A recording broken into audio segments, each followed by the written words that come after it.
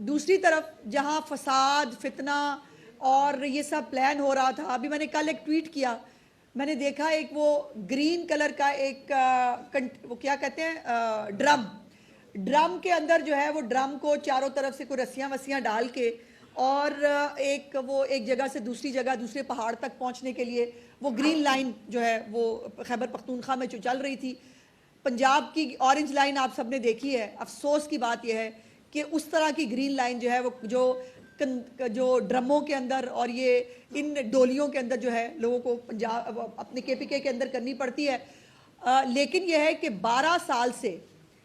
उस सूबे के वसाइल सिर्फ और सिर्फ वफाक पर चढ़ाई करने के लिए इस्तेमाल हो रहे हैं। इससे बड़ी तकलीफ दे बात नहीं हो सकती कि खैबर पख्तूनख्वा के लोग जो है वो सिर्फ जलसे, फसाद, वफाक पे चढ़ाई और वहाँ जलीलो ख्वार होने के लिए रह गए। और दूसरी तरफ इनकी पूरी लीडरशिप जो पहले धमकियाँ दे रही थी समेत गंडापुर के, हम छोड़ेंगे नहीं, हम जो है वो बैठ जाएंगे, हम इनकलाब ले आएंगे, वो सब पूरी लीडरशिप जो है वो कल वर्क फ्रॉम होम कर रही थी। और वो जो सेक्रेटरी इतलात है उनके, उन्होंने तो माशाल्लाह कमाल ही किया, वो तो किसी बाग में खड़े थे, अपने बाग में खड़े होकर उन्होंने कौम से खिताब किया। वो शंदाना गुलजार जिनको पाकिस्तान के खिलाफ साजिशें करने का शायद कोई एजेंडा मिला है, वो मोहतरमा इस मुल्क में चाहती क्या है, पहले वो कहती रही कि इमरान खान है तो पाकिस्तान है, अब वो जो है वो